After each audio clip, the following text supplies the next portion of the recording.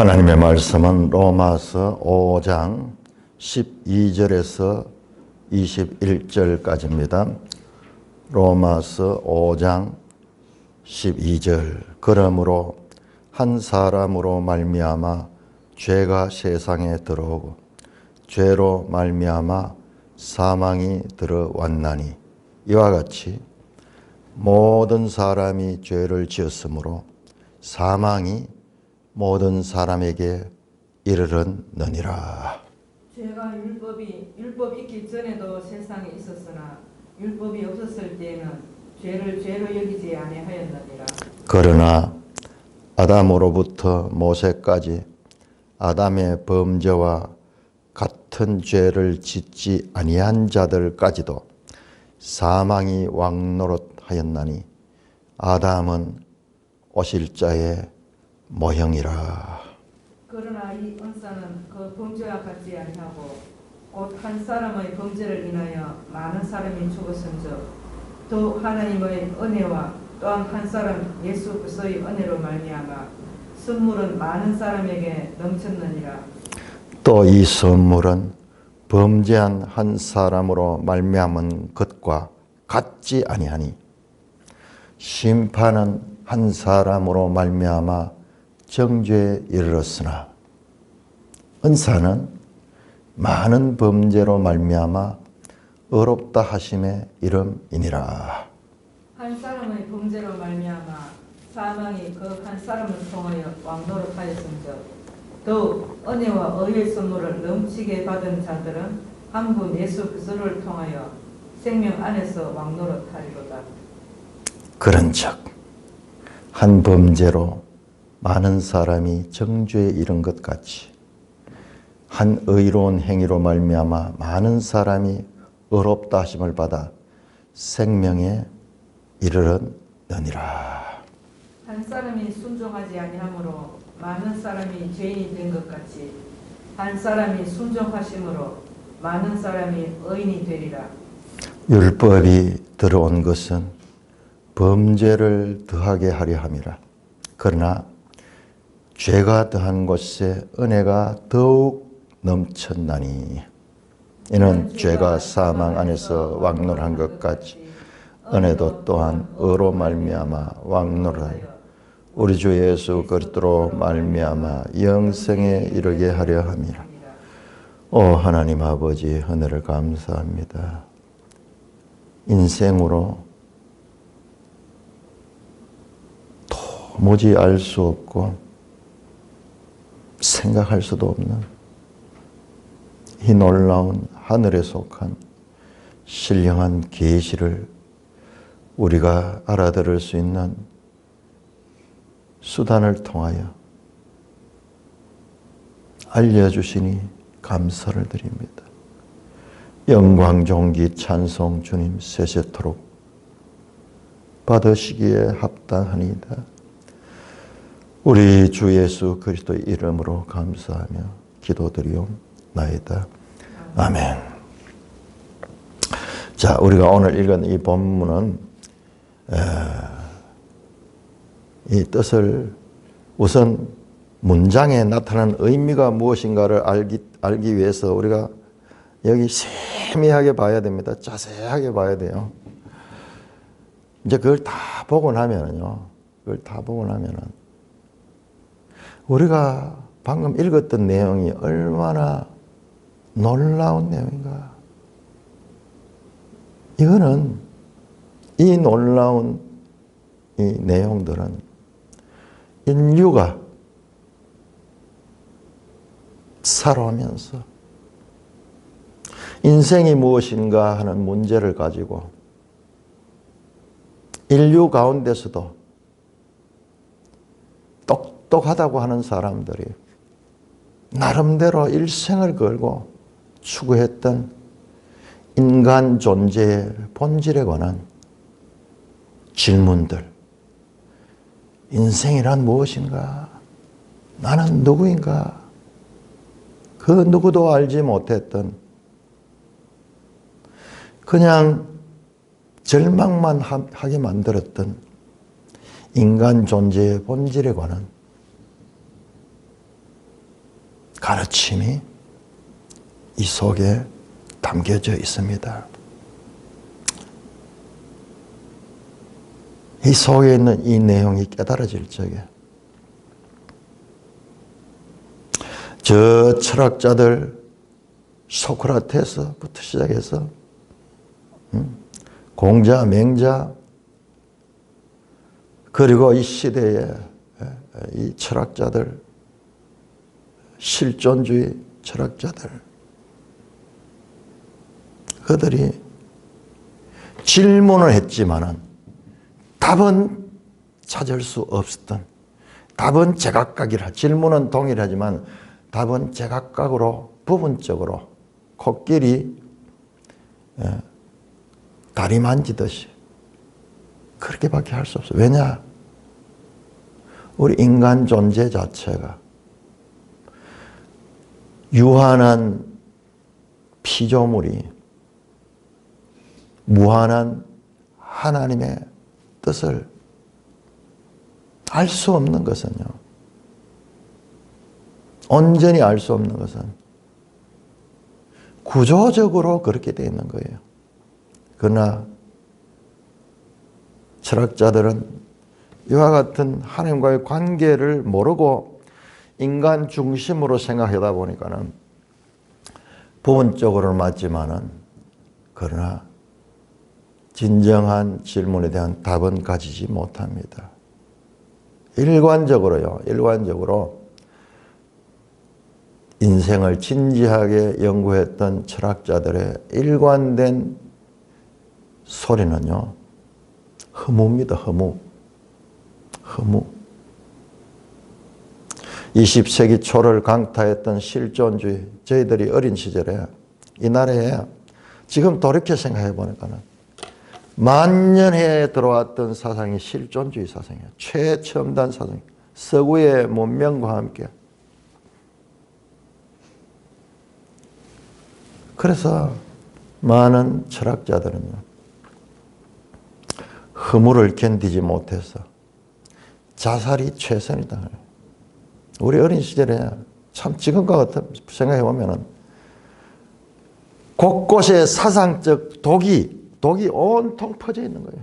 그 사상을 접하면은 그게 이 독이 되는 건지 뭐 알지 못하고 무조건 이 학문적으로 유명한 것이고 어려운 것이기 때문에 그것을 아는 것이 참으로 뭔가 지혜를 얻는 것 같고 그것을 아는 것이 고상한 것 같고 그렇게 사람들에 의해서 칭송받던 내용들이 뭐냐 그러면 우리 인생을 독을 먹게, 사상적 독을 먹게 하는 거예요. 알고 보면요, 이 나라를 전쟁으로까지 끌고 갔던 저 공산주의 사상, 그거는 경제적인 관점에서 공산주의고요. 이 본질적으로 보면은 유물론 사상이고, 유물론은 결과적으로 허무로 갈 수밖에 없어요. 왜냐 그러면은 물질은 다 죽는 거예요. 다 죽는 거예요. 모든 것이 다 부패하고 우리 인생도 죽는 거예요. 어디서 와서 어디로 가는지, 왜 죽는지 이것에 대한 본질적인 답을 갖지 못하기 때문에 결과적으로 허무주의예요. 그래서 그 유물론 사상을 가진 사람은 자기 생명조차도 그렇게 하나의 물질적인 단계로 그렇게 보니까는 사람을 죽이는 것도 자기 자신이 스스로 죽는 것조차도 그냥 자연스러운 것으로 보니까는 그러니까는 아무 의미가 없잖아요, 이 세상에.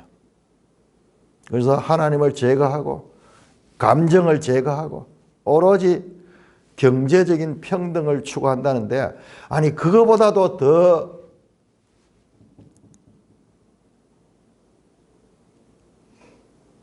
유물론적인 사상이 세상에 어디 있어요? 감정도 있고 신에 대한 경외심도 있고 이런데 그걸 다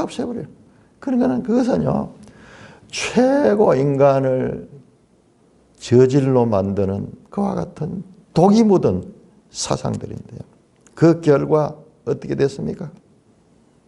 수백만 명이 굶주려 죽고 지금도 저 독재 정권 아래 신음하고 있는 저 이북 땅이 그냥 그렇게 된 것이 아니라 다 이와 같은 인간 존재에 대한 잘못된 이해에서 출발된 것입니다.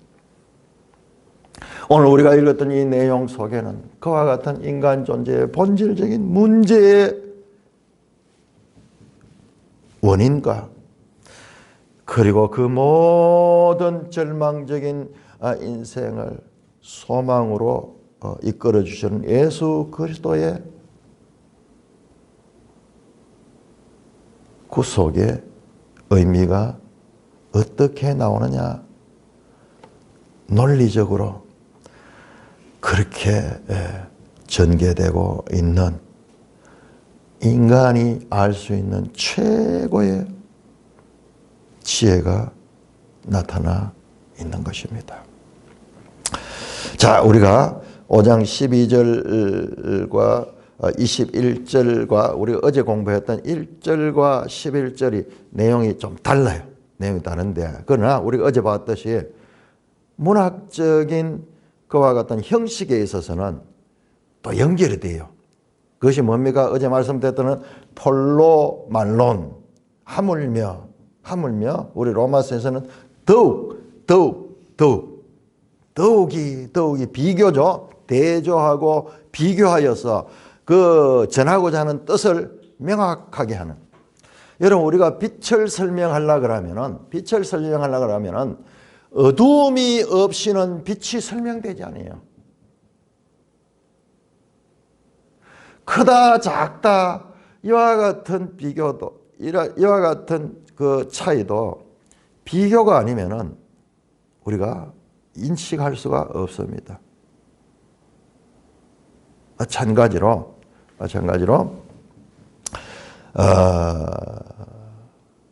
이와 같은 대조 말론 폴로 말론 하물며 much more.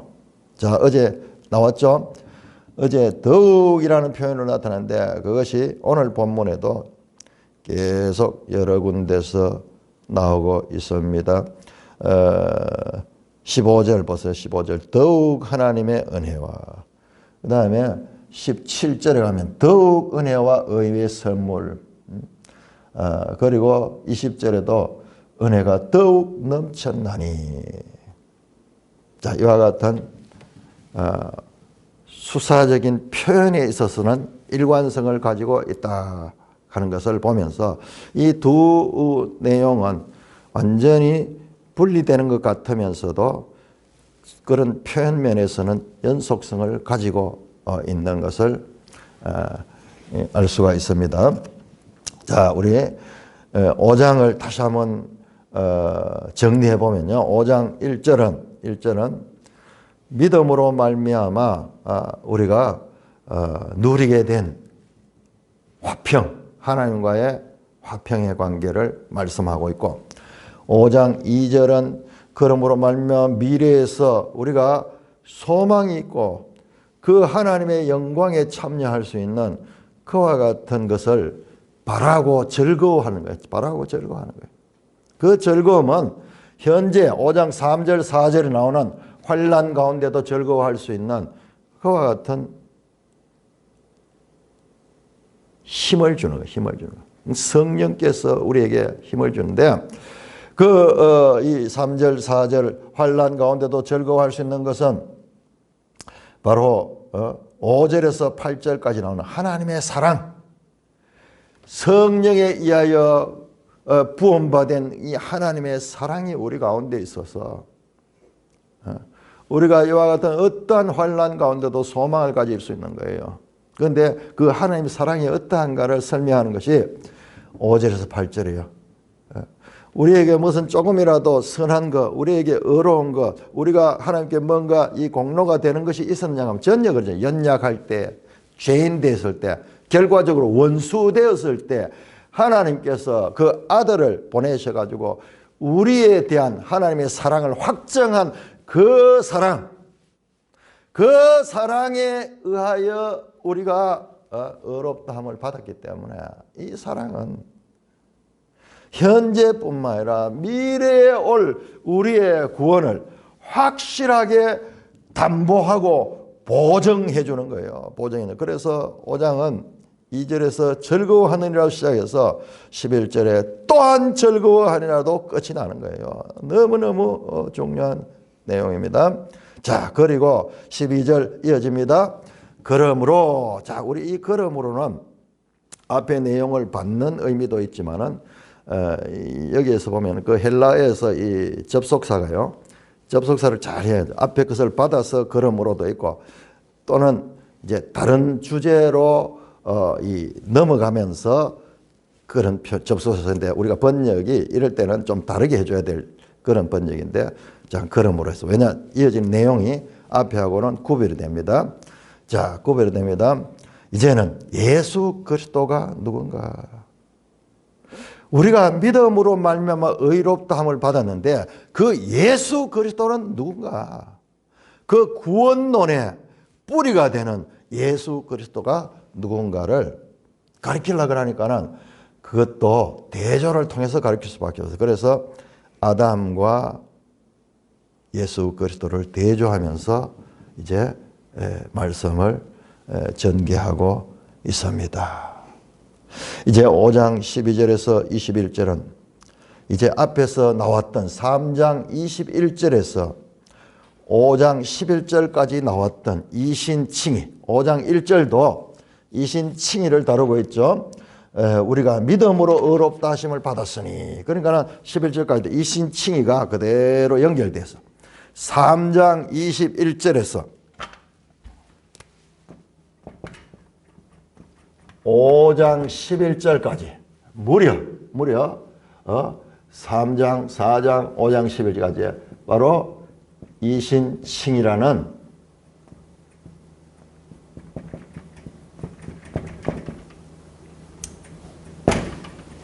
이 가르침이 나왔습니다.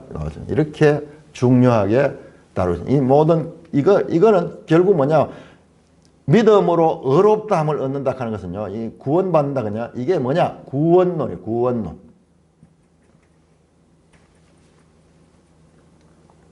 구원론을 가리키고 있습니다. 구원론.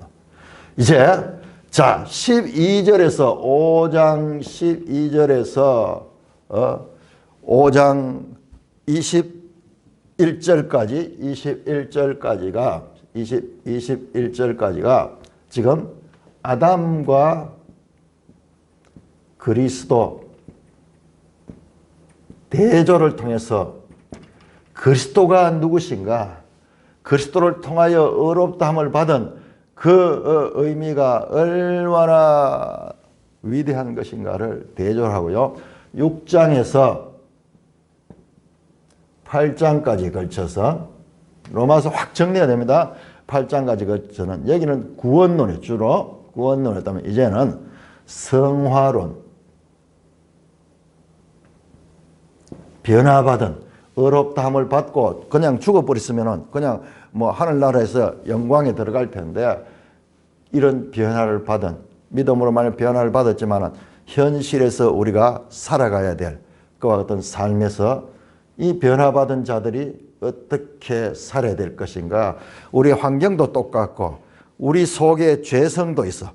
믿음으로 말미암아 의롭다함을 받았음에도 불구하고 더 정확하게 우리 내면에는 성령이 내주하고 있는 것과 동시에 과거부터 우리를 지배하던 죄와 사망의 법도 동시에 내주하고 있는. 그래서 이와 같은 변화된 우리 이 성도의 현실에서 삶의 문제를 다루고 있는데 6장에서 8장이에요. 그러면 뭐냐? 9장에서 11장은요. 9장에서 11장은 유대인, 이방인 구원의 경륜. 먼저는 유대인이요. 그리고 이방인이요. 다시 유대인이요. 더 정확하게 하면요. 이방인이 먼저예요. 이방인이 먼저. 이게 나옵니다. 이방인 왜 먼저냐? 아브라함이 이방인이었어요. 아브라함이 이방인이었어요. 아브라함은 이방인의 조상도 되고 유대인의 조상도 되고, 그러니까 우리 가지고 있던 이 주제, 하나님의 구속사의 경륜적인 그와 같은 주제를 다루게 되고, 12장부터 마지막 16장까지는 이제 실생활, 신앙, 현실 생활에 관한 문제예요. 그러니까 로마서의 이 교리 부분은 이 11장까지 끝이 나는 거예요. 딱 정리가 돼요. 이런 구조를 가지고 있다. 이 구조 없이 읽으면은 그 한 절 한 절 내용도 쉽지 않으니까는 그걸 찾다 보면 이 구조는 볼 수가 없어요. 볼 수 없는데. 그러니까 계속 제가 이 구조를 말씀드린 것도 이와 같은 것입니다. 오늘 이 아담 그리스도 대조는요, 이 구원론에서 성화로 넘어가는 데 있어서 그 중간적인 그와 같은 역할을 치밀하게 구조가 구성이 되어 있어요. 갑자기 왜 아담과 그리스도를 대조하는가? 이제 새로운 주제, 성화론으로 넘어가기 위한 중간 단계로서 이와 같은 단락이 전개되고 있는 것입니다. 여기에서는 이제 칭의론, 구원론은 바꾸어 말하면 우리 계속 이 신학적인 사고를 하기 위해서는 계속 양면성을 봐요. 구원론은 다른 말로 하면 칭의론이라고도 볼 수 있습니다.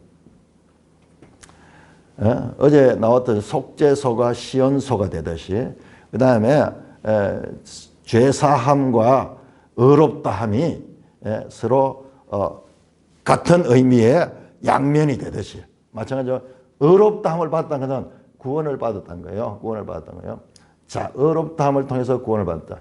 자, 그래서 이 오늘 본문 본질적으로 다뤄지는요, 죄와 은혜입니다. 죄와 은혜. 이게 존 오웬이 썼던 죄의 지배와 은혜의 지배, 또는 신자 안에 내재하는 죄, 그것은 7장을 주로 다루고 있고요. 죄의 지배 아래 있는 인간과 은혜의 지배 아래 있는 인간. 이름을 하면 아담 안에 있는 존재와 그리스도 안에 있는 존재의 대조를 통하여 말씀을 하고 있습니다. 자, 이와 같은 것을 우리가 알아야지 우리가 성도다운 삶을 살아갈 수 있기 때문에 정교하게 구원론에서 성환으로 넘어가는 과정에 이와 같은 아담 그리스도 대조가 나오고 있는데, 저도 개인적으로 이 말씀을 준비하면서 은혜를 얼마나 많이 받은지 몰라요. 첫째 어려워요. 어려웠기 때문에 자세하게 원어를 찾고 이렇게 해서 이번에 환하게 되었는데 거기에 너무 치중하다 보면 이 말씀이 가지는 구속사적인 의미는 놓쳐버렸다. 오늘 새벽에 앉아서 다시 보다, 와, 이것은요, 오늘 우리가 공부하는 것은 인류가 알고자 하고 찾고자 하고 추구하고자 했던, 천재들이 하고자 했던 그 모든 것들이 이루지 못한 것을 단번에 하늘의 계시를 통하여, 그 계시를 받은 바울이 그것을 정리해서 우리가 알아들을 수 있도록 최대한 우리의 눈높이에 맞추어서 설명한 내용이다. 그와 같은 내용입니다. 이와 같은 감동은 일단 우리가 본문을 읽고 난 다음에 이 지식들이 쭉 깔아앉으면서 내가 지금 어디에 와 있구나.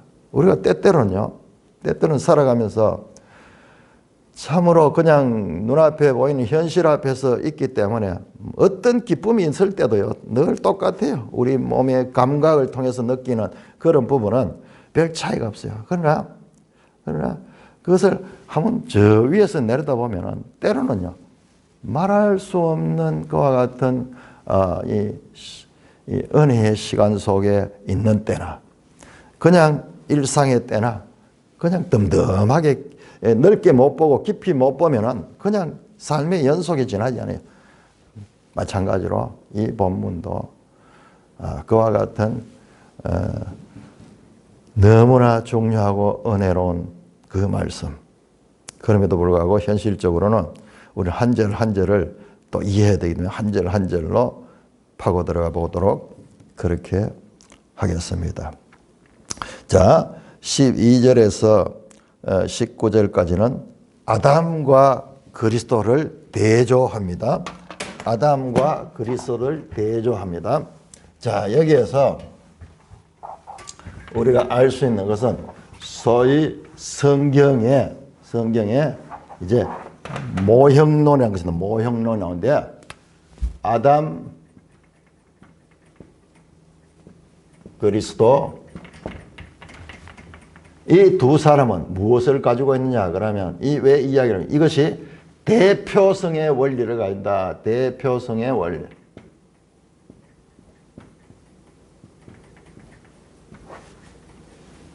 그러니까는 우리가 살아가면서 우리가 분별하지 못하고 살아가는 이런 큰 문제들이 있어요. 예를 들어서 우리는 본능적으로 남자들 같은 경우에는 축구 시합을 하면요. 지금 우리나라 청소년들이 나가지고 지금 뭐 세계 강호들과 싸워가 계속 이가지고 이제 4등 전 세계 4위에까지 올라갔는데 그런데 그것이 왜 우리한테 관심이 되고 기쁨이 되고 국민들이 열광하느냐? 그냥 그런 거예요.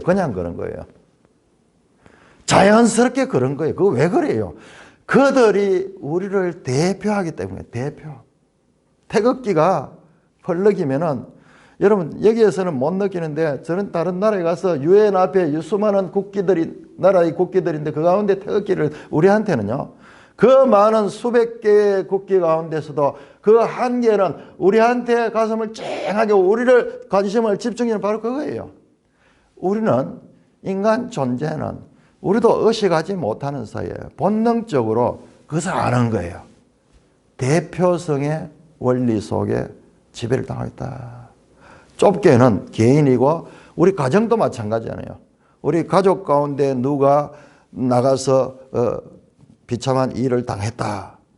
그리고 다른 사람이 그런 일을 당했다. 전혀 다르죠. 하나는 내가 내 삶을 지배하는 그와 같은 충격으로 따라오게 되는 거죠. 매일 그런 일들이 세계 도처에서 일어나고 있어요. 최근에 인도에서 열차가 사고가 나가지고 수백 명이 죽었다는데 덤덤하죠. 그런데 우리 몇십 년 전에 경산에서 경찰 사고, 기차 사고가 나가지고 많은 사람이 죽은 적이 있어요. 그때는 우리한테 엄청 충격을 나오죠. 그것도 또 경산 여기 가까이 있으니까는. 내가 그랬죠. 그렇듯이 우리는 의식하지 못하는 사이에 대표성의 원리 속에 지배를 당하고 있다. 이런 건요, 우리 한 번도 생각해 보지 않아요. 그냥 느낌으로, 본능적으로 막 열광을 했지만 이것이 어디에서 오는가를 모르고 그냥 그 속에 살아가고 있던 거예요. 우리 자신을 이제 객관화시키고, 그리고 우리가 늘 느끼는 그런 삶의 본질적인 문제들. 왜 죽는가? 그냥 죽는 거야. 죽음이 무엇인가? 질문 수백 가지 질문해도 답은 없습니다. 아무도 그 답을 바르게 하지 못해요. 그런데 오늘 우리 이 본문 속에서 이와 같은 인생의 가장 본질적이고 중요한 문제에 대한 답이 명확하게 제시가 되는 것입니다. 자, 한 사람으로 말미암아 죄가 세상에 들어오고 죄로 말미암아 사망이 들어왔다. 자, 여러분 너무 자연스럽게요. 죄와 사망의 연관관계, 죄의 결과가 사망이다. 그러니까는 죄, 사망, 그리고 불순종, 불의함, 그리고 이 사탄, 이게 전부 하나예요, 하나. 죄, 불의, 의가 없음, 의가 아님, 불순종, 다 이게 죄로 인한 현상들입니다. 죄로 인한. 죄에 대한 분석을 해보면은 이런 게 나와요. 자, 그리고 죄의 결과는 사망이다. 사망이다. 여러분, 너무 자연스럽게 이렇게 말씀하는 거예요. 그런데 이게 어떤 지식에 있어가지고 세상에 어떤 가르침도 이것을 가르치지 못하는 거예요. 모르는 거예요. 모르는 거예요. 사망을 당하기는 하지만 사망의 지배를 당하고 사망의 종이 되어서 어느 누구도 감당하지 못 다 사망 당했는데도 불구하고 모르는 거예요. 왜 그런지 모르는 거예요. 그냥 그래. 원래 그래. 이 영역은 우리의 의식이나 우리의 능력을 초월하는 너무나 근원적인 그런 한계의 상황을 초월하는 거예요. 그냥 우리가 알 수 없는 거예요. 그냥 당할 수밖에 없는 거예요. 만물의 영장이라 그러고 모든 것을 다 한다 하고 막 온 하늘까지 이 로켓까지 서 올리고 과학이 발전해가지고 아주 미세한 것까지 다 해서 질병도 많이 해결하고 그러고 있지만은 그럼에도 불구하고 왜 사망을 당하는가 원인에 대해서 모르는 거예요. 그냥 병으로 죽는다 그래요. 그 병의 원인이 뭐냐? 이 모든 것들이 죄로부터 나왔다. 이것은 사람으로서 누구도 알 수 없는 어마어마한 그와 같은 내용입니다. 죄가 세상에 들어왔고 죄로 말미암아 사망이 들어왔다. 이와 같이 논리적으로 보세요. 모든 사람이 죄를 지었다. 그래서 모든 사람이 사망을 당했다. 한 사람이 죄를 짓고 사망이 들어왔는데 이제는 모든 사람이 죄를 짓고 모든 사람이 사망을 당하게 됐다. 이와 같은 대표성의 원리에 의해서 그렇게 전개되고 있는 것입니다. 자, 한 사람이 실패해서 모든 사람으로, 한 사람의 죽음에 있어서 모든 사람의 죽음으로 이와 같은 대표성의 원리가 유전적으로 전개되어서 지금 이와 같이 됐다. 모든 사람이 죄를 지었다. 그래서 모든 사람이 사망을 당하게 되었다. 죄가 무서운 거죠. 죄가. 그러면 죄가 뭐냐? 죄가 뭐냐? 그러면은 죄가 율법과 관계됩니다. 자, 율법은 뭐냐? 그러면 율법은 정죄하는 기능, 정죄가 뭐냐? 그러면은 무엇이 죄다 그러면서 죄를 정하는 거예요. 죄를 판단하는 기능을 가진 것이 바로 율법이에요. 율법. 자, 쉽게 교통법을 생각하면은 자, 파란 불에는 정지해야 된다. 그러면 순종하면 돼요. 그런데 빨간 불인데 갔다. 정지하지 않고 갔다. 그러면 정죄되는 거예요. 법을 어긴 것이 되는 거예요. 정죄되는 거예요. 그러면은 그거는 이제 범죄 행위로 정죄를 받아서 벌금을 물거나 제재를 당하게 되죠. 사람을 죽이면 안 돼. 법입니다. 그런데 죽였다. 법을 어기기 때문에 그에게는 엄청난 형벌이 가하게 되는데 그건 너무나 합당하기 때문에 아무도 거기에 대해서는 부인할 수 없는 거예요. 이와 같은 것을 부인할 수 없는 거예요. 너무나 합당하기 때문에 이건 세계 만국에 다 동일한 거예요. 동일하게 그렇게 적용이 되는 것입니다. 죄가 율법 있기 전에도 세상에 있으나 율법이 없을 때는 죄를 죄로 여기자다. 이해가 되죠? 자, 법이 정죄하기 때문에 법이 없다면은 죄를 지어도 정죄를 안 당하는 거예요.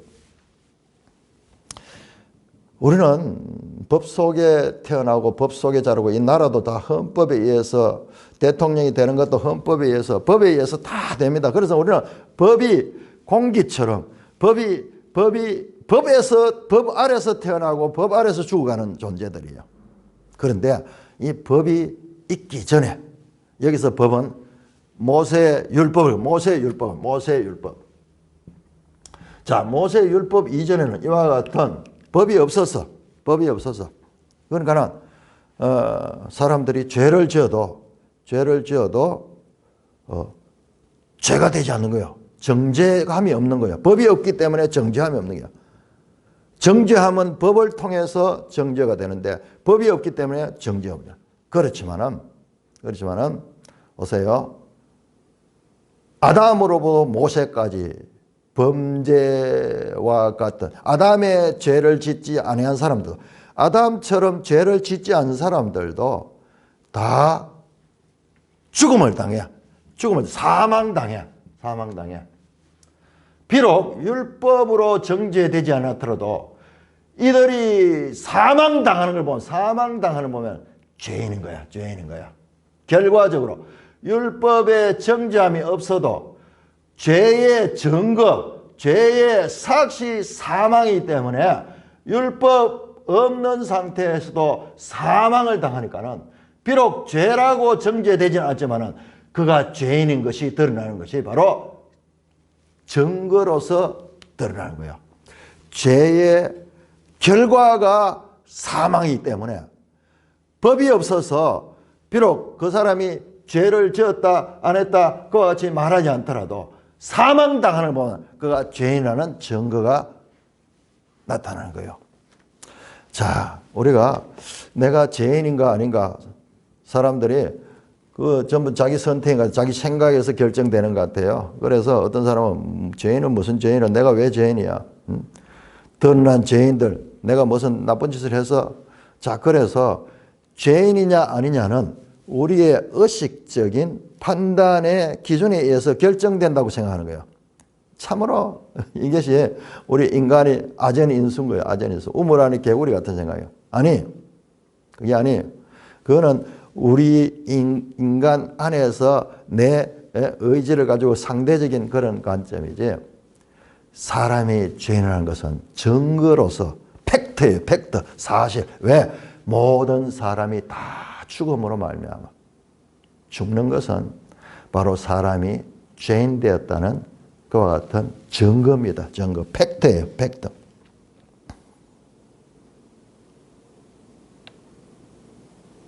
그러므로 사망이 왕노릇하는 것을 보면은 모든 사람이 다 죄인이다. 내가 죄인이라고 인정하든 안 하든 관계없이 법에 의해 가지고 정죄를 받든 안 받든 그와 관계없이 다 아담 이후의 사람들이 다 죽어서 그것은 아담의 죄와 같이 내가 스스로 죄를 짓지 않아도 죄의 유전성, 죄의 대표성의 원리에서 이와 같이 다 되어서 반대로 이야기합니다. 죄의 종 또는 사망의 종이 되는 여기서 사망이 왕이 되는 거 왕. 자 이게 뭐예요? 지배하다. 죄와 사망의 지배 아래 놓였다. 이건요 죄의 종로를 하다에 반대로 하면 죄의 종이 되다. 자 지금 바울은 우리가 알아들을 수 있는 그와 같은 말을 통해서 지금 의미를 계속 우리에게 가르칩니다. 왕의 사망 또는 죄가 우리에게 왕노를 하면은 또는 사망이 우리에게 왕노를 같은 거죠. 이건 계속 같이 연결해서 봐야 됩니다. 왕노를 한다는 것은 지배를 당하는 건 바로 그의 종이 됐다. 우리 입장에서는 종이 되고 저쪽 이 죄의 입장에서 보면 그가 지배하고 있는 거죠. 그래서 사망이 우리를 지배하고 있는 죄가 우리를 지배하고 있는 죄의 지배 아래 놓여 있다. 그렇게 단순하게 정리할 수도 있습니다. 자, 그런데 아주 중요한 말입니다. 아담은 오실자의 모형이라.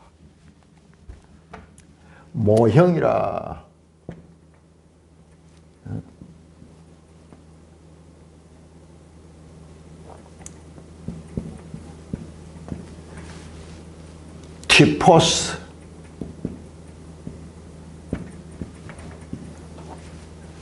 아담은 죄로 말미암아 사망을 온 인류에게 모든 사람이 사망을 당하도록 만드는 이 아담 안에서 일어나는데, 이 아담은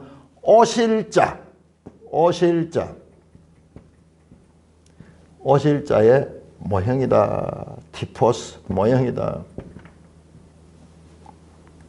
또는 그림자다. 그렇게 말할 수 있다. 자, 이 모형론을 우리가 알아야 돼요. 모형론. 자, 이 대표성의 그 원리와 연결이 되어서 모형론을 우리가 알아야 되는데, 자, 일단 우리 모형이 뭔가에 대해서 우리가 한번 알아보겠습니다. 자, 고린도 전서 10장, 우리 한번 10장. 고린도전서 10장.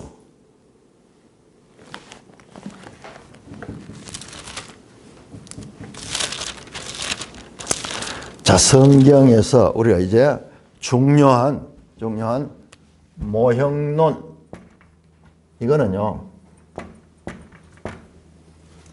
우리가 신학을 하든지 안 하든지 성경을 사랑하는 사람들은, 성경을 사랑하고 성경을 알기를 원하는 사람은, 야, 성경이 이 모형론의 원리를 가지고 기록되었구나 하는 것을 알아야 돼요. 자, 10장 1절부터 11절까지가요. 대표적인 모형론입니다. 형제들아 쭉 이야기하면서 사도 바울이 저 이스라엘 백성이 광야의 삶을, 광야의 삶, 홍해를 건너고 이 모든 것들이 6절에 보면 이러한 일들은 우리의 본보기가 되었다. 이 본보기가 이게 모형이다. 그 말이에요. 모델이 되었다. 11절도 이러한 일은 본보기가 되어 말세를 만난 우리를 깨우치게 하여. 구약 성경은 우리에게 모형적인 의미를 가지고 있다. 우리가 읽으면서 늘 그걸 느끼는데, 이게 정의를 해주지 아니하면은 막 헷갈리는데요. 여기 딱 정의하는 건 모형이다. 자, 또 이 모형론의 더 정확한 표현은 히브리서입니다. 히브리서. 자, 우리 히브리서 8장 우리 볼까요? 히브리서 8장.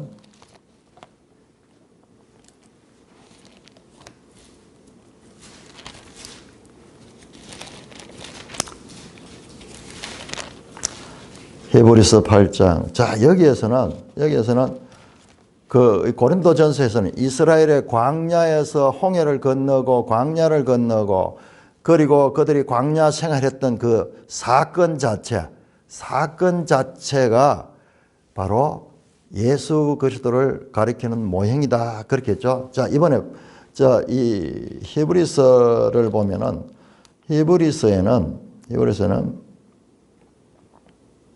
이제 제사 제도 자체가 자, 9장 보시면은 9장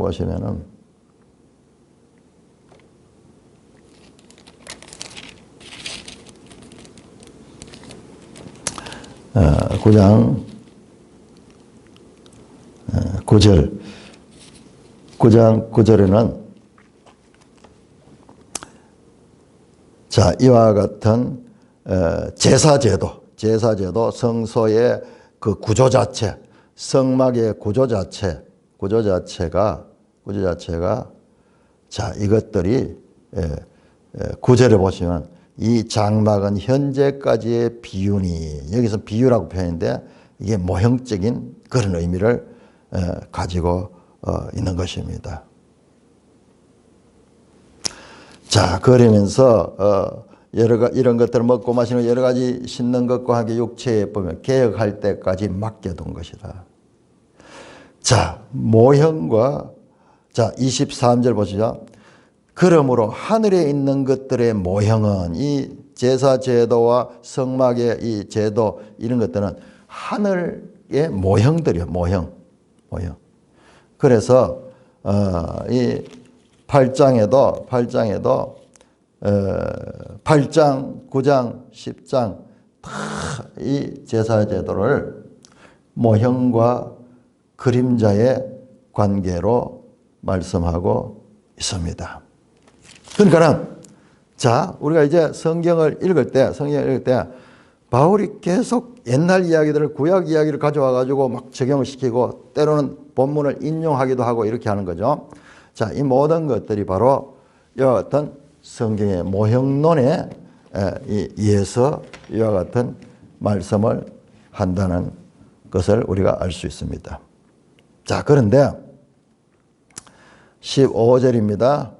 자, 지금까지 이제 아담의 죄와 그리고 그로 인해서 모든 사람이 사망의 종이 되고 반대로 사망이 왕노릇하는 그런 이 상황에 처했다는 것을 12절에서 14절까지 말씀을 드렸고 그 다음에 끝에 가서 아담은 오실자의 모형이라. 이 절망적인 상황에서 아담은 오실자의 모형이다. 그렇게 말씀하고 있습니다.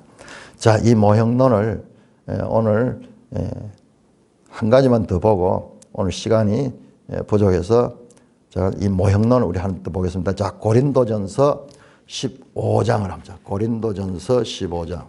바울이 자, 우리 여기에서 나타나는 내용을 더 자세하게 확대해서 이 부분을 가르치고 있는 것이 고린도전서 15장 21절 22절 15장 21절 22절 똑같은 말씀은 사망이 고린도전 15장 21절 사망이 한 사람으로 말미암았다. 똑같죠. 지금 한 사람으로 말미암아 사망이 돌았다. 로마서 5장 12절 말씀과 지금 고린도전서 15장 21절 말씀이 같습니다.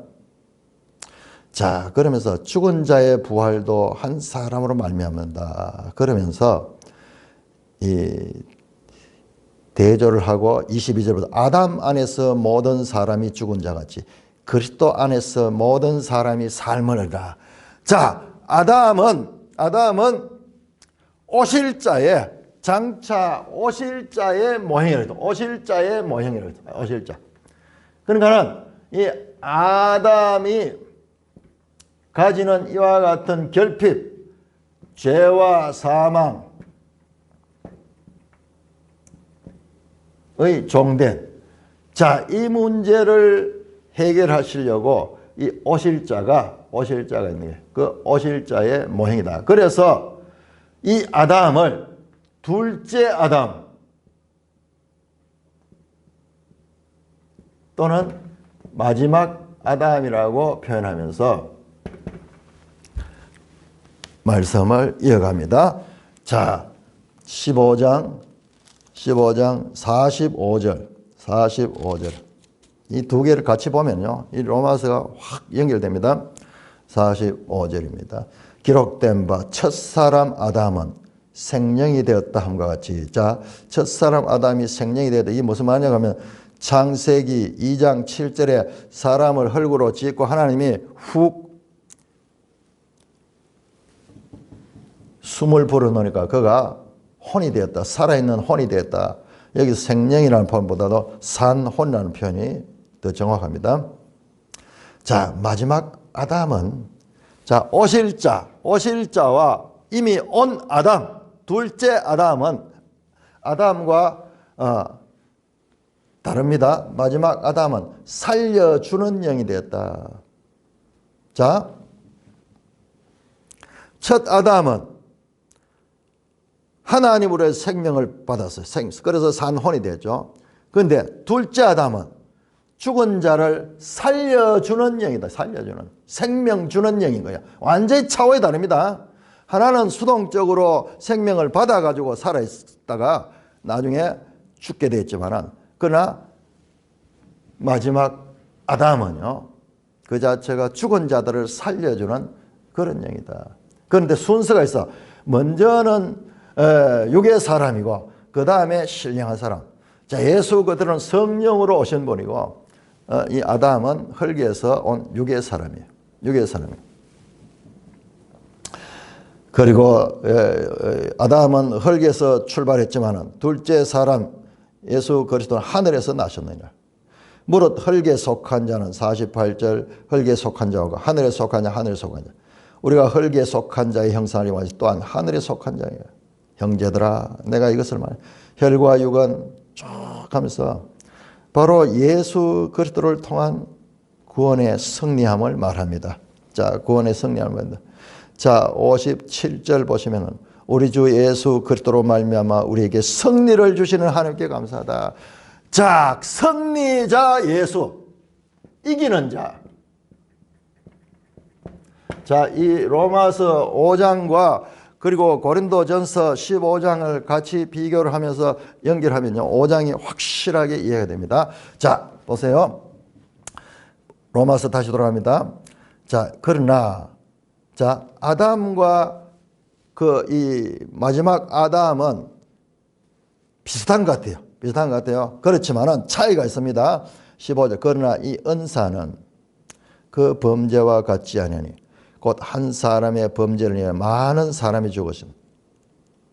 더욱 하나님의 은혜와 또 한 사람 예수 그리스도의 은혜로 말미암아 선물은 많은 사람에게 넘쳤다. 또 이야기합니다. 16절 차이점을 이야기합니다. 같은 점과 차이점이다. 또 같지 아니한 점을 설명하면 16절에 이 선물은 이게 전부 다 그리스도로 오는 겁니다. 범죄한 한 사람으로 말미암은 같지 않은 이거 아담으로 만든 것은 그것 같지 않은 뭐냐 그러면 심판은 아담으로부터 온 겁니다. 정죄한 한 사람으로 말미암아 정죄에 이르서 은사는 많은 범죄로 말미암아 의롭다 하심에 이름이라. 자, 이 16절 17절이 너무나 중요한 말씀입니다. 너무나 중요합니다. 자, 아주 알고 나면 쉽지만은요 모든 것이 다 그렇습니다. 그러나 알지 못할 때는 아리까리한 내용이에요. 자, 아담과 그리스도는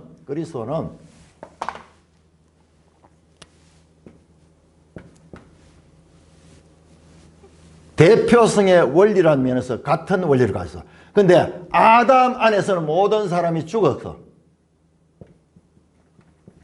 그리스도 안에서는 모든 사람이 살아날 수 있어. 이 대조를 통해서 계속. 자, 아담은 육신으로 땅에서 왔어. 그리스도는 영으로 하늘에서 왔어. 계속 이 대조를 하면서 순서상으로 이게 먼저야. 그리고 나중이라. 자, 아담은 오실 자의 표상이라 했죠. 아담의 이와 같은 문제는 장차 그리스도를 통하여 그 문제가 해결될 것을 이미 아담 사건에서 내포되어 있었던 거예요. 자, 그러므로 우리가요, 하나님께서 인간을 만드는데 인간이 타락해가지고 하나님이 실패해가지고 타락해가지고 그래가지고 그것을 수습하기 위해서 나중에 그리스도를 보내가 이게 아니에요. 이미 창조 때부터 이 모든 것은 하나님의 구원 계획 속에 있었던 거예요. 먼저 나중이고요. 자, 그런데 차이점이 있어요. 차이점. 어떤 차이점이냐? 자, 죽었고 살렸고 이 차이도 있죠. 이건 분명히 큰 차이죠. 큰 차이인데 이보다 더 큰 차이는요. 자, 이 죄를 보세요. 이 죄는 자, 여기에서 16절에 이 선물은 하는 것은 전부 다 은사, 지금 은혜, 선물. 자, 좀 같은 겁니다. 하늘로부터 온 거예요. 하늘로부터. 믿음으로 말미암아 우리가 구원함을 얻는 이 하늘에서 온 무조건성.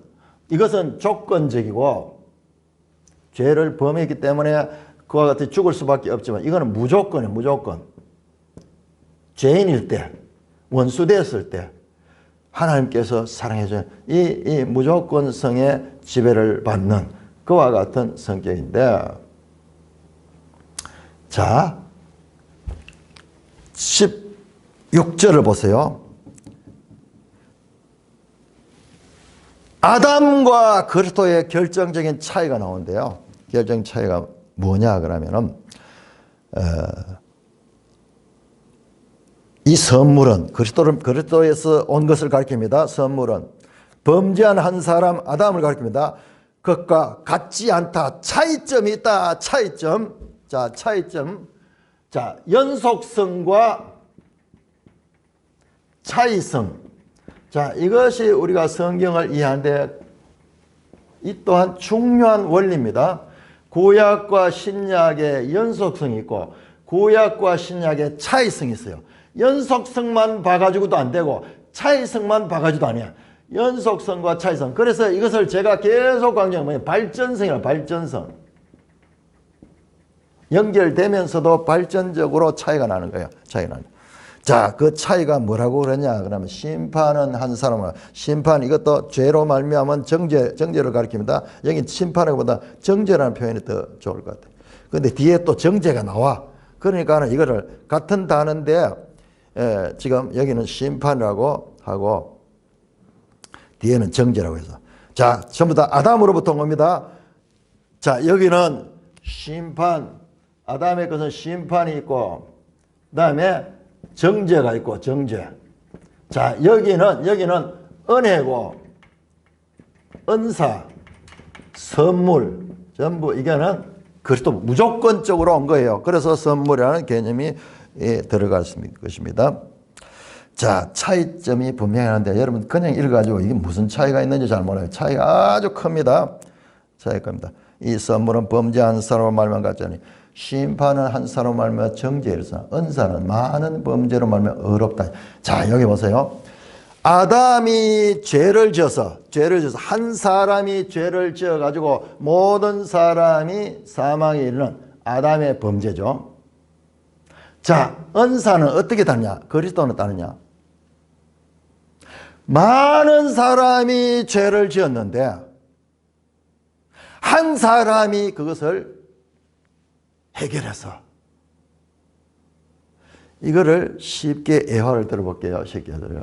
자, 우리가 큰 산불이 나는 거는요. 큰 산불이 나는 것은 어떠냐 그러면은 한 사람이 담뱃불 하나를 던져가지고 그 불이 번져가지고 온 산에 번지고 바람이 불면은 그 어마어마한 면적을 다 태워버려요.